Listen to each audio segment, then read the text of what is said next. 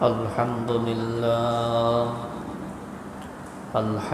لله نحمده ونستعينه ونستغفره ونؤمن به ونتوكل عليه ونعوذ بالله من شرور أنفسنا ومن سيئات أعمالنا من يهده الله فلا مضل له ومن يضلله فلا هادي له ونشهد أن لا إله إلا الله وحده لا شريك له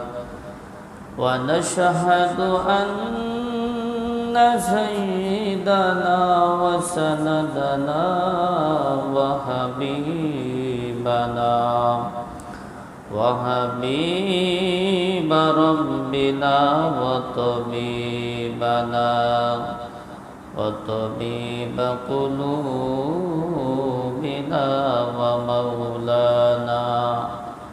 ومولانا محمدا عبده ورسوله أما بعد فأعوذ بالله من الشيطان الرجيم بسم الله الرحمن الرحيم كل نفس ذائقة الموت وقال النبي صلى الله عليه وسلم إذا مات الإنسان انقطع عنه عمله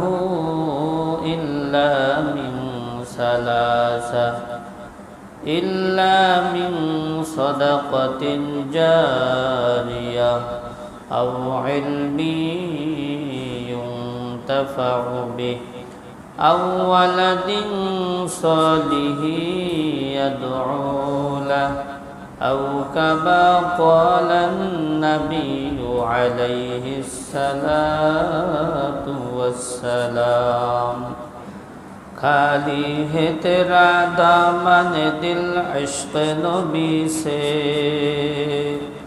खाली है तेरा दामन दिल इश्क़ नबी से अत्तर हायो दिल जिसमें न हो जाए मदीना पत्थर हायो दिल जिसमें न हो आए मदीना क्या खूबे गुलिस्तान मोहम्मद है जहाँ में क्या खूबे गुलिस्तान मोहम्मद है जहाँ में यारान नबी सार है गुलहाए मदीना यारान नबी सार है गुलहाए मदीना सीनों से लगा लो कि मैं आँखों में छुपा लो सीनों से लगा लो कि मैं आँखों में छुपा लो गर ख्वाब की दुनिया में नजर आए मदीना गर ख्वाब की दुनिया में नजर आए मदीना আল্লাহ পাক রব্বুল আলামিন বলেন কুল্লু নাফসিন যায়িকাতুল মাউত আল্লাহ পাক রব্বুল আলামিন বলেন প্রতিটা প্রাণীকেই মৃত্যুর স্বাদ আস্বাদন করতে হবে জন্ম যখন হয়েছে মৃত্যু একদিন হবে তবে আসার ক্ষেত্রে একটা সিরিয়াল ছিল যাওয়ার ক্ষেত্রে আল্লাহ পাক রব্বুল আলামিন কোনো সিরিয়াল রাখেন নাই আসার ক্ষেত্রে আগে আমার দাদা আসছে, দাদি, বাবা, মা, এরপর আমি। কিন্তু যাওয়ার ক্ষেত্রে আল্লাহ পাক রব্বুল আলামিন কোনো সিরিয়াল রাখেন নাই, যার কারণে আমরা দেখতে পাই কত পিতা তাদের সন্তানদেরকে সহজে দাফন করল। এই জন্য আমি বৃদ্ধ হইলে ইবাদত করব, সেই সুযোগ হবে কিনা আল্লাহ পাক জানেন। সকলেরই চলে যেতে হবে, অতীতে যারা আসছে কেউ নাই। এই দুনিয়াতে আমরা এক সময় ছিলাম না, এখন আছি। আবার এমন একটা সময় আসবে আমরা কেউ থাকবো না। আপনি যদি একটু খুঁজা দেখেন 100 বছর আগের মানুষ কেউ পাবেন না, কাউকে পাবেন খুঁজা? কাউকে পাবেন না। আবার 100 বছর পর যখন পরবর্তী প্রজন্মরা খুঁজে দেখবে 100 বছরের আগের মানুষ, তারাও খুঁজা পাবে না। তো সকলেরই চলে যেতে হবে। মৃত্যু এমন একটা বিষয় যে কোনো মুহূর্তে ঘইটা যাইতে পারে, এটা সকলেই বিশ্বাস করে। সকলেই কি করে? বিশ্বাস করে। পৃথিবীতে এক শ্রেণীর মানুষ আছে যারা আল্লাহ তাআলার অস্তিত্বকে বিশ্বাস করে না। তারা বলে এই দুনিয়া এমনি চলে।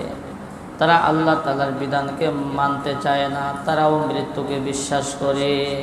কেন বলে? মৃত্যু তারা স্বচক্ষে দেখতে পায়। স্বচক্ষে এইটা মোটে গেলে অস্বীকার করার আর কোনো সুযোগ নাই। বাবা যাইতেছে, দাদা যাইতেছে, মা চলে যাইতেছে, অস্বীকার কিভাবে করবে? অস্বীকার করার কোনো সুযোগ নাই। মৃত্যু যে কোনো সময় ঘইটা যাইতে পারে। বলে দুনিয়াতে কিছু মানুষ আছে যারা মৃত্যুর আলোচনা করতে চায় না। মৃত্যুর আলোচনা করাটা তারা পছন্দ করে না।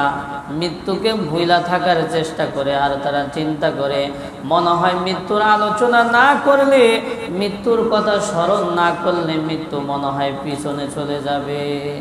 এটা তাদের চিন্তাধারা। বিষয়টা কেমন? বিষয়টা এমন না। মৃত্যু সময় মতো একেবারে ঠিক সময় উপস্থিত হয়ে যাবে। ইজা জাআ আজালুহুম লা ইস্তাখিরুনা সাআতাও ওয়া লা ইস্তাকদিমুন।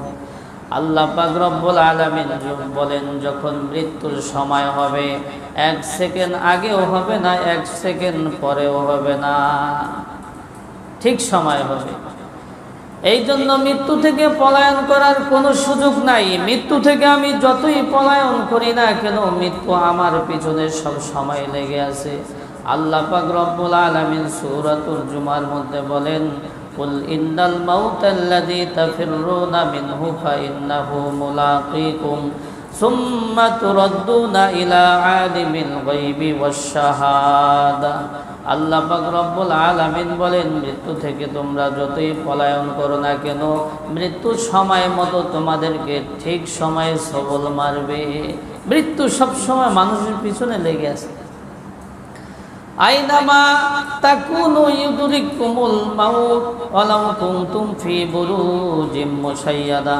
আল্লাহ পাক রব্বুল আলামিন বলেন, তোমরা সুদৃঢ় প্রাচীরের মধ্যে থাকো না কেন, তোমরা কাচের মধ্যে আবদ্ধ থাকো না কেন, মৃত্যুর সময় হয়ে যাবে, ওই কাচের মধ্যে গিয়ে তোমাদের পাকড়াও করবে।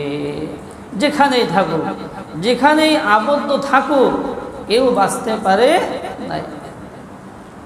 কত চিকিৎসা করছে, হ্যাঁ,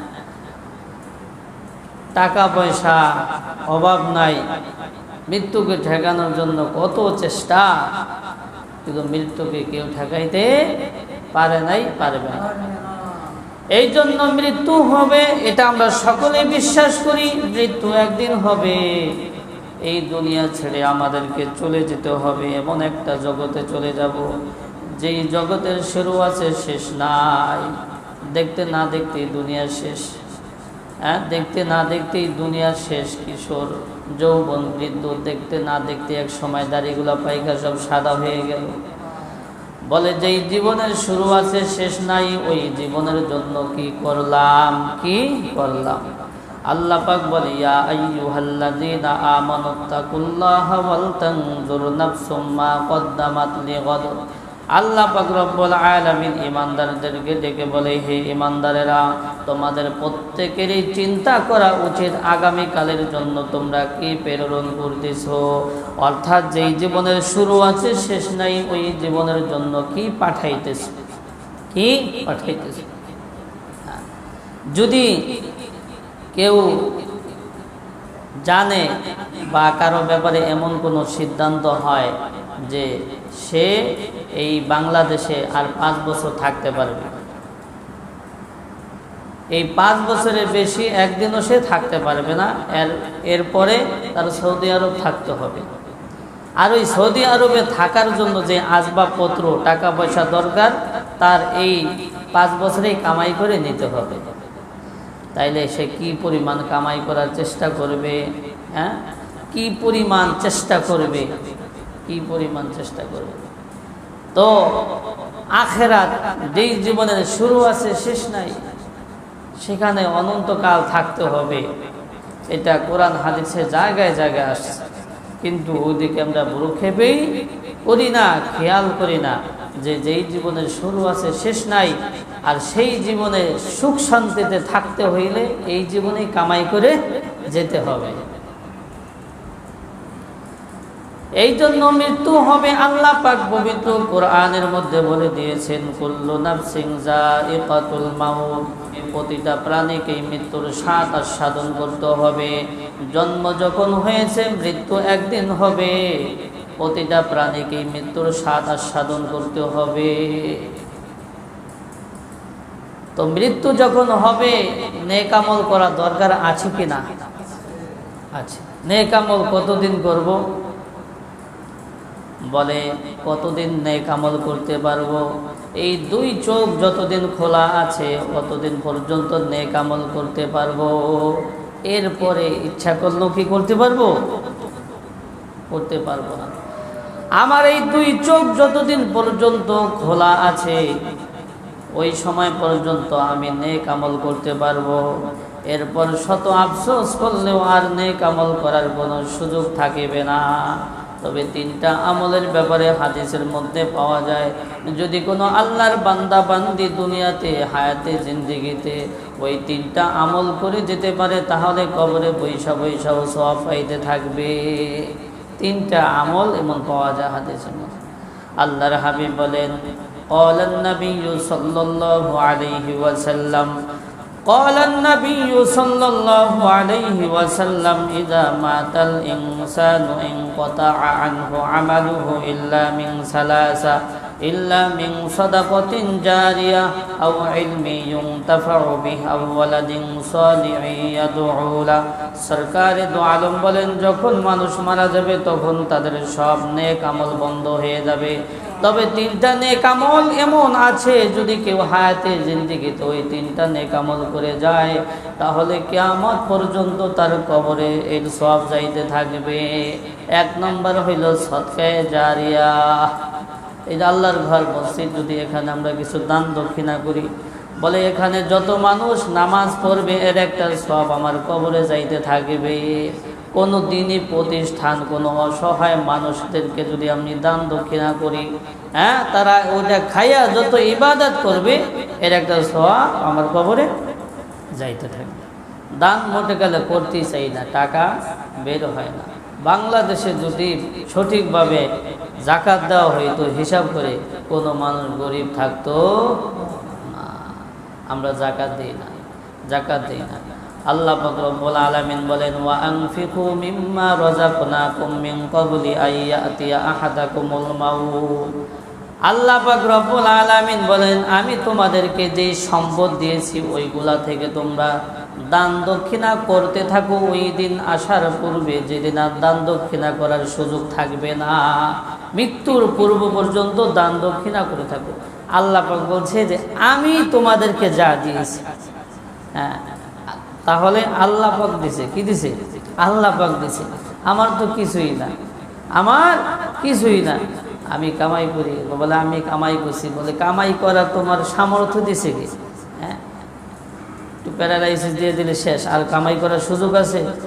হ্যাঁ, কামাই করার সুযোগ আছে? এত সুন্দর জেহেন শক্তি, একটু যদি মাথাটা নষ্ট করে দেয় তাহলে শেষ। তাইলে আর মানুষ বলে না, পাগল বলে। কি বলে? পাগল বলে। যদি একটা হাত নষ্ট হয়ে যায় তাহলে মানুষ পঙ্গু বলে। কি বলে? পঙ্গু বলে। তো আল্লাহ পাক রব্বুল আলামিন বলেন, ওয়া আনফিকু মিম্মা রাযাকনাকুম মিন ক্বাবলি আইয়াতিয়া আহাদাকুমুল মাউত। আল্লাহ পাক বলে, আমি তোমাদেরকে যেই সম্পদ দিয়েছি ওই সম্পদ থেকে তোমরা দান দক্ষিণা করতে থাকো মৃত্যু আসার পূর্ব পর্যন্ত। কারণ এমন একটা সময় আসবে যেদিন তোমরা আবার দান দক্ষিণা করার জন্য দুনিয়াতে আসতে চাইবে। শত আসতে চাইলে আর কোনো কাজ হবে না, কাজ হবে না। এই জন্য সদকায়ে জারিয়া, দান দক্ষিণা যদি এটা করে যাই ভালো কোনো জায়গায়, তাহলে এর সওয়াব কবরে যাইতেই থাকবে, কবরে যাইতে থাকবে। দেখা যায় মাহফিলের সময় মসজিদে অনেক মানুষ টাকা লেখায়, বা ঈদের সময়, ঈদুল আজহা, এখনও তাদের টাকা বকেয়া আছে। কেন? আপনি তো ইচ্ছা করে লেখাইছেন, হ্যাঁ, ওই টাকাগুলো দিয়ে দিবেন। আপনার যে কোনো সময় মৃত্যু হয়ে যাইতে পারে, টাকাটা তো বকেয়া থেকে যাবে, টাকাটা বকেয়া থেকে যাবে। আমি লেখাইছি, আমি কেন ঋণ থাকবো? আমি এটা পরিশোধ করে দেব। তাহলে এক নম্বর যেই নেক আমলের সব কবরে যাইতে থাকবে সেটা হলো সদকায়ে জারিয়া। এই হায়াতে জিন্দেগিতে যদি আমরা কোনো দান দক্ষিণা করে থাকি তাহলে এর সব আমার কবরে যাইতে থাকবে। ইন্না সাদাকাতা লা তুতফিউ গযাবার রাব্বি ওয়া তাদফাউ মিতাতাস সুই। সরকারে দো আলম বলেন, দান দক্ষিণার মাধ্যমে দুইটা বড় ফায়দা আছে। এক নম্বর ফায়দা হলো বান্দা গুনাহ করতে করতে করতে করতে আল্লাহ পাকের অসন্তুষ্টি তার প্রতি এসে পড়ে, অসন্তুষ্টি এসে যায়। বলে বান্দা যখন দান দক্ষিণা করবে তখন আল্লাহ পাক রব্বুল আলামিনের রাগ ক্রোধ কমে যাবে, রাগ ক্রোধ কমে যাবে। আর একটা ফায়দা হলো খারাপ মৃত্যু দূর হয়ে ইমানি মৃত্যু নসিব হবে। কত বড় ফায়দা! যদি আল্লাহ পাক সন্তুষ্ট থাকে আর ইমানি মৃত্যু নসিব হয় একজন মানুষের, এর চেয়ে আর চাওয়ার পর কিছু থাকে না। আল্লাহ পাকের সন্তুষ্টি আর ইমানি মৃত্যু, আর কিছু চাওয়া পাওয়া থাকে না। দেখা যায় অনেক সময় রাস্তাঘাটে আমরা চলি, যে কোনো গাড়িতে চলি, যে একটুর জন্য একটা ট্রাক আমার সাথে ঘষা দিয়া গেল না। কোনো সময় দান দক্ষিণা করছিলাম, হ্যাঁ, আল্লাহ পাক রব্বুল আলামিন ওই দান দক্ষিণার কারণে বালা মুসিবত থেকে আল্লাহ পাক হেফাজত করছেন। এই জন্য বেশি বেশি দান করব। বাজারে গেলে ভিক্ষুকরা হাত পাতে, আল্লাহর হস্তে কিছু দেন, কয় মাফ করেন। কি কয়? মাফ করেন। কেন? আপনারা মাফ করবে কেন? আপনার কাছে চাইছে, দিয়ে দিবেন 5-10 টাকা। হাদিসের মধ্যে আছে, কেউ যদি আল্লাহর নাম বইলা চায়, আল্লাহর নাম নিয়ে চায়, তাকে ফেরত দিও না, তাকে ফেরত দিও না। 5 টাকা হইলেও কি করবেন? দিয়ে দিবেন। মাপ চাইতে যাবেন কেন? দিয়ে দিবেন, আল্লাহ পাক রব্বুল আলামিন বরকত দিবে। তো সরকারে দো আলম বলেন, যখন মানুষ ইন্তেকাল করবে তখন সব নেক আমলগুলো বন্ধ হয়ে যাবে। তবে 3টা নেক আমল এমন আছে, এই 3টা নেক আমল যদি হায়াতে জিন্দেগিতে করে যেতে পারে তাহলে এর সব কবরে যাইতে থাকবে। একটা হইল সদকায়ে জারিয়া। 2 নম্বর আও ইলমি ইউনতাফাউ বি, এমন এলেম যেই এলেম দ্বারা সে নিজে উপকৃত হয়েছে এবং অন্যদেরকে উপকার করার মতো তৌফিক হয়েছে। এলেম আমি নিজে শিখে আমল করেছি এবং অন্যকে শিখাইছি, অন্যকে শিখাইছি। দেখা যায় এই যুগের মানুষ ওলামায়ে কেরাম মাদ্রাসায় খেদমত করে সামান্য বেতনে চাকরি করে, কিন্তু সে অন্য কিছু পারে না। ইচ্ছা করলে 10-20 হাজার টাকা এই যুগে কামানো কোনো ব্যাপার না। কেন চাকরি করে? কেন? বলে ওই যে সে কিছু শিখাইলো, আবার তার ছাত্র আরো ছাত্রদেরকে শিখাইবে। এভাবে তারা যত নেক আমল করবে একটা সওয়াবে সর্বপ্রথম যে শিখাইছে পাইবে, বুঝাইছে। তো এই জন্য নিজে শিখব, অন্যদেরকে শেখাইব। বাল্লিগু আন্নি ওয়ালাউ আয়া। আল্লাহর হাবিব 100 লক্ষ সাহাবীদেরকে সামনে নিয়ে এই হাদিসটা শেষ সময় বলে গেছে, বাল্লিগু আন্নি ওয়ালাউ আয়া, হে আমার সাহাবায়ে কেরাম, আমার পক্ষ থেকে তোমরা যদি একটা কথাও জেনে থাকো এটা অন্যের নিকট পৌঁছায় দাও। তো 2 নম্বরে কবরে যাইবে কি? এলেম, ভালো কাজ। হ্যাঁ, আমি যেটা শিখছি অন্যকে ভালো কিছু শিখাইছি, এইগুলো সব কবরে যাইতে থাকবে। তিন নম্বর কবরে যাইতে থাকবে নেক সন্তান। যদি হায়াতে জিন্দেগিতে একটা নেক সন্তান রেখে যেতে পারি, এই নেক সন্তান যত আমল করবে, যত ভালো কাজ করবে, এর একটা সব পিতামাতার কবরে যাইবে, পিতামাতার কবরে যাইবে।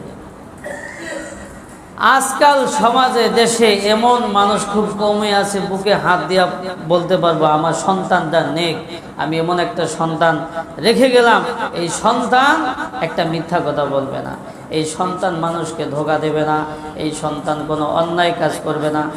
আসি কেউ বলতে পারবে না, কেউ বলতে পারবে না। তাইলে নেক সন্তান রেখে যাইতে পারলাম না, এই অপশন শেষ, এই অপশন শেষ। নেক সন্তান রেখা যাইতে পারলাম না। সব মাদ্রাসায় পড়াইলে নেক হবে বিষয়টা এমন না। আমি ভালো কিছু তরবিয়ত তাদেরকে ছোটবেলা থেকে শিক্ষা দেই, ভালো কিছু শিক্ষা দেই, যে মিথ্যা কথা বলা যাবে না, হ্যাঁ, সুদ ঘুষ খাওয়া যাবে না, অন্যের হক নষ্ট করা যাবে না। বলে সন্তানের অনেক নেক আমল করার দরকার নেই, দান দক্ষিণার করা দরকার নেই। সন্তান নামাজ পড়বে, নামাজ তো এটা পড়তেই হবে, ঠিক না?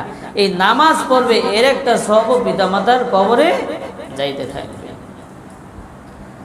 আল্লাহ পাক রব্বুল আলামিন বলেন, কু আনফুসাকুম ওয়া আহলিকুম নারা, তোমরা নিজেরা জাহান্নাম থেকে বাঁচো এবং তোমাদের সন্তান সন্ততি পরিবার পরিজনদেরকেও জাহান্নামের আগুন থেকে বাঁচাও।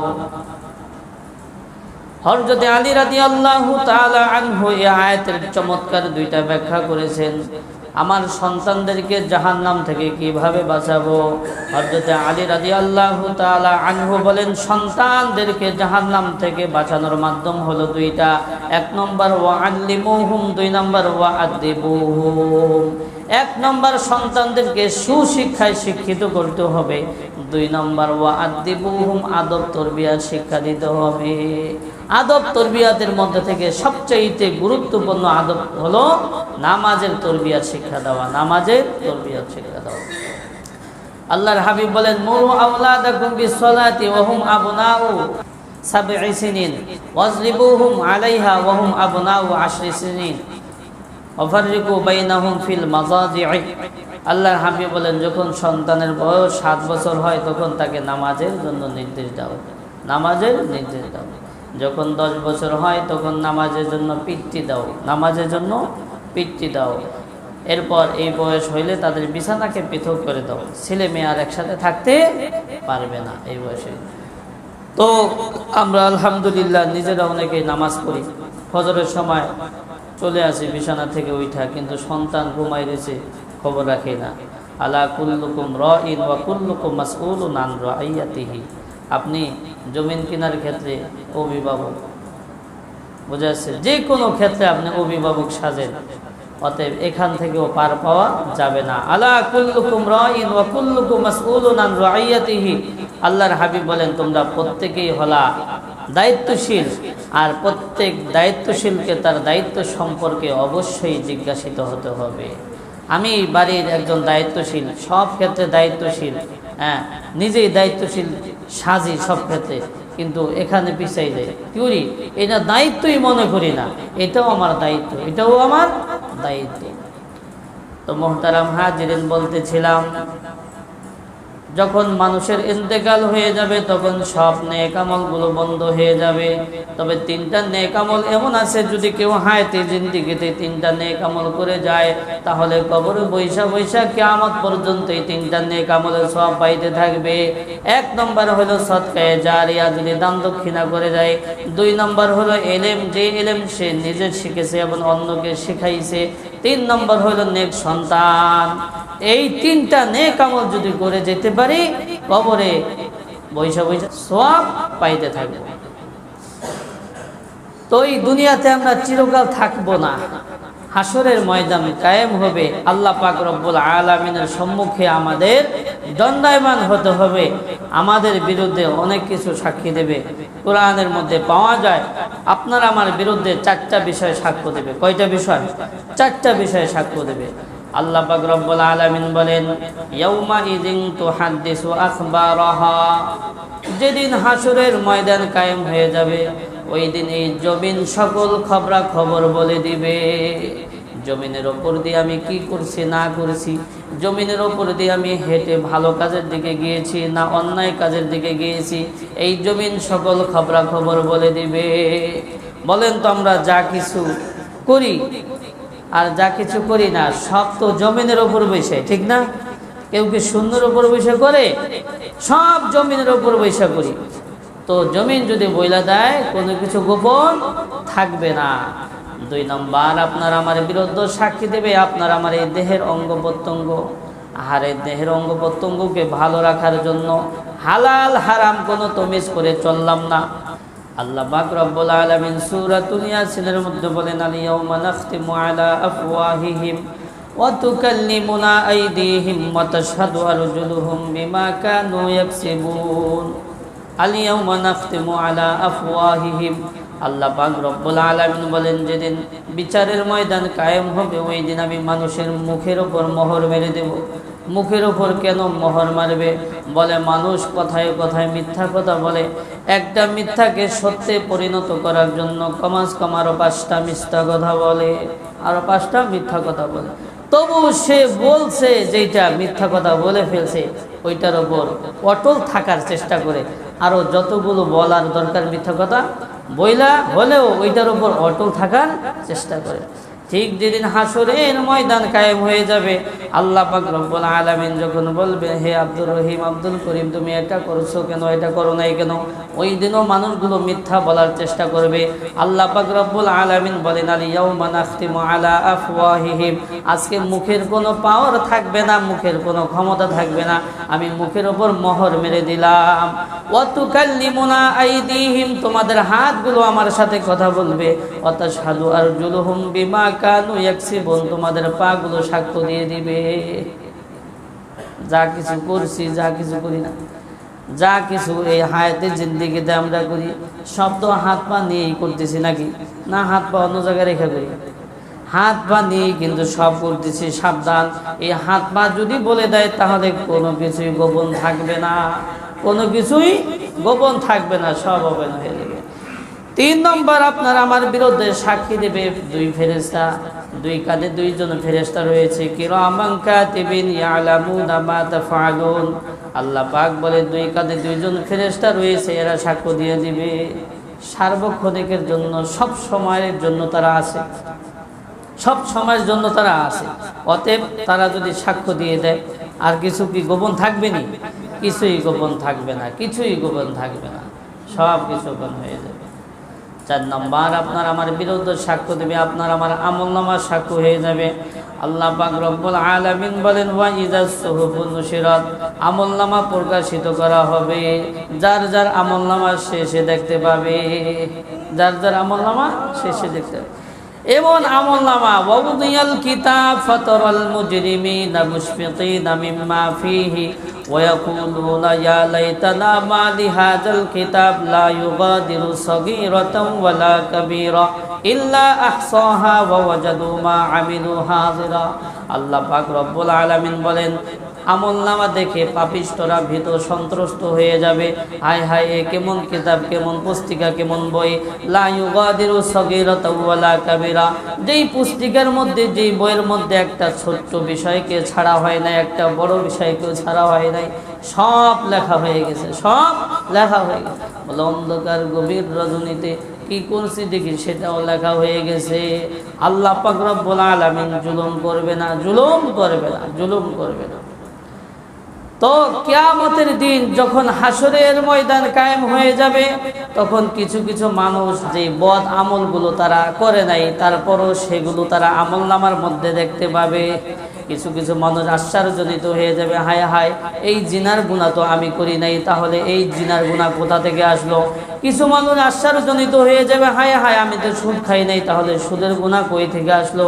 কিছু মানুষ দেখবে যে হত্যার গুনাহ, হায় হায়, আমি তো হত্যা করি নাই, তাহলে হত্যার গুনাহ কিভাবে আসলো? কিভাবে আসলো? শত অন্যায় কাজ যেগুলো আমি করি নাই ওইগুলো কিভাবে এর মধ্যে আসলো? সামনে নির্বাচন আসতেছে, আপনি আমি ভোট দিয়ে একজন ফাউল লোককে নির্বাচিত করি, এই ফাউল লোক যত অন্যায় করবে আমার আমলনামার মধ্যে ওইগুলো চাইতে থাকবে।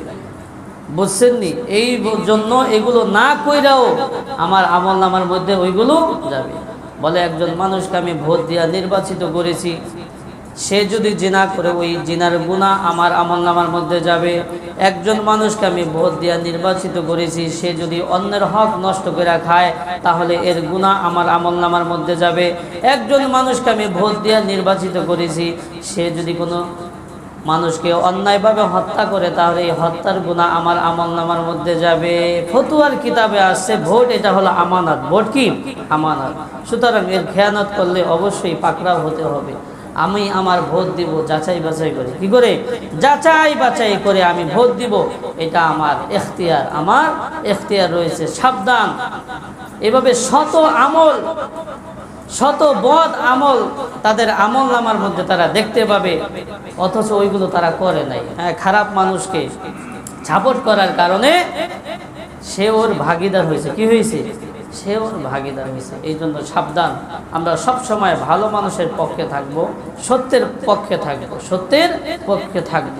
এই উম্মাতের শ্রেষ্ঠত্ব দুইটা কারণে। কয়টা কারণে শ্রেষ্ঠ উম্মাত? কেন আমি শ্রেষ্ঠ উম্মাত দাবি করি? শ্রেষ্ঠ উম্মাতের গুণ আমার ভিতরে থাকতে হবে। কুনতুম খায়রা উম্মাতিন উখরিজাত লিন-নাস তা'মুরুনা বিল মা'রুফ ওয়া তানহাউনা আনিল মুনকার ওয়া তু'মিনুনা বিল্লাহ। আল্লাহ পাক রব্বুল আলামিন বলে, তোমরাই শ্রেষ্ঠ উম্মাত, আর তোমাদেরকে সৃষ্টি করা হয়েছে মানুষের কল্যাণের জন্য। বলে শ্রেষ্ঠ উম্মাত হইতে হলে দুইটা গুণ থাকতে হবে। এক নম্বর সৎ কাজের আদেশ, সৎ কাজের আদেশ দিতে হবে। দুই নম্বর অসৎ কাজ থেকে নিষেধ করতে হবে। এটা ইমানি দায়িত্ব, ইমানি দায়িত্ব। সৎ কাজের আদেশ এটা আমি মৃত্যু পর্যন্ত করে যাব, অন্যায় কাজ থেকে নিষেধ আমি মৃত্যু পর্যন্ত করে যাব। এটা আমার ইমানি দায়িত্ব, যদি শ্রেষ্ঠ উম্মাত আমি হইতে পারি।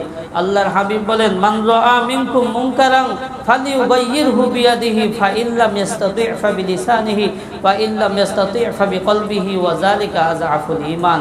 যদি কোনো অন্যায় কাজ হতে দেখো, তাহলে যদি তোমার সামর্থ্য থাকে হাত দিয়ে বাধা দাও। যদি হাত দিয়ে বাধা দেওয়ার সামর্থ্য না থাকে, জবান দিয়ে নিষেধ করো। জবান দিয়ে বাধা দেওয়ার সামর্থ্য, বলার সামর্থ্য না থাকলে কমাস কম ওই খারাপ কাজটাকে অন্তর দিয়ে ঘৃণা করো। কি করো? ওয়াযালিকা আযআফুল ঈমান। যার খারাপ কাজ দেখলে একেবারে অন্তর থেকেও ঘৃণা না আসে, তাইলে তার ঈমানই শেষ, নিবু নিবু। আল্লাহর হাবিব বলছে, ওয়াযালিকা আযআফুল ঈমান, এটা হলো ঈমানের সর্বশেষ স্তর। যার অন্যায় কাজ দেখলে ঘৃণা না আসে, এটা ঈমানের সর্বশেষ স্তর। কমাস কম এটা আমাদের প্রত্যেকের মধ্যে থাকতে হবে, যে খারাপ কাজ দেখলে কমাস কম ঘৃণাটা আসতে হবে, ঘৃণাটা আসতে হবে। আল্লাহর হাবিব বলেছেন, এটা হলে ঈমানের সর্বশেষ স্তর। যে কোনো সময় ঈমানটা বের হয়ে যাইতে পারে, একেবারে নিবু নিবু নিবু নিবু, যে কোনো সময় বের হয়ে যেতে পারে। তো খারাপ কাজ দেখলে ঘৃণা আসে, কিসের ঘৃণা আসে? খারাপ কাজের সাথে মিল্লা সাপোর্ট করে খারাপ কাজ করতে থাকি, তাহলে ঘৃণা আসলো কই থেকে? আল্লাহ পাক রব্বুল আলামিন তৌফিক দান করুন।